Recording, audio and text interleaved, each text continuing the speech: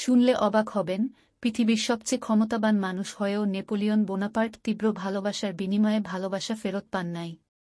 বরং পেয়েছিলেন অবহেলা আর নির্লিপ্ত প্রতারণা।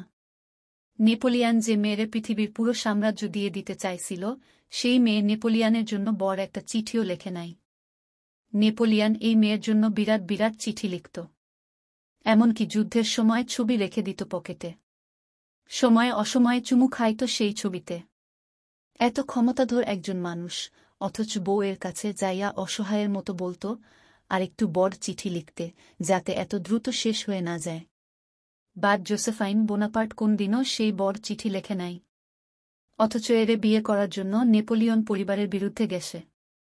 হ্যান্ডসাম একজন মানুষ হয়ে বয়সে বড়, বিধবা এবং 2 বাচ্চার মারে সে বিয়ে করছিল, পাগলের মতো ভালোবাসছিল। অথচ নেপোলিয়ন মিশরে থাকা অবস্থায় সেই জোসেফাইন নেপোলিয়নের সাথে চিট করে বসে। সেনাপতির সাথে অ্যাফেয়ারে জড়াইয়া পড়ে। ফারেনহাইট 451 বইতে একটা লাইন ছিল এমন, "It was a pleasure to burn." যদিও ভিন্ন কনটেক্সট, তারপরেও এই লাইনটা পড়ার সাথে সাথে ভালোবাসার কথা মাথায় আসতে বাধ্য।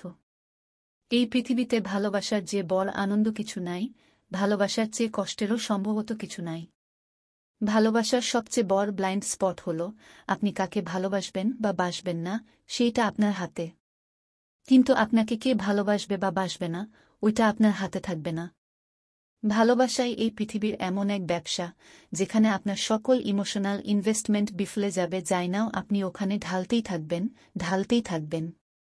ভালোবাসাই পৃথিবীর একমাত্র খেলা, যে খেলাতে নিশ্চিত হার যায় না, মাঠ থেকে উঠতে ইচ্ছা করে না, বরং নির্লজ্জের মতো আরেকটু খেইলা যাইতে ইচ্ছা করে। আফ্রিকান একটা প্রভার্ব বলতেছে, ভালোবাসা এমন এক অত্যাচারী শাসক, যে শাসকের হাত থেকে কেউ রক্ষা পায় না। ভালোবাসা নিয়ে এর চেয়ে সত্যি কথা আমি আর একটাও শুনি নাই, বিশ্বাস করেন।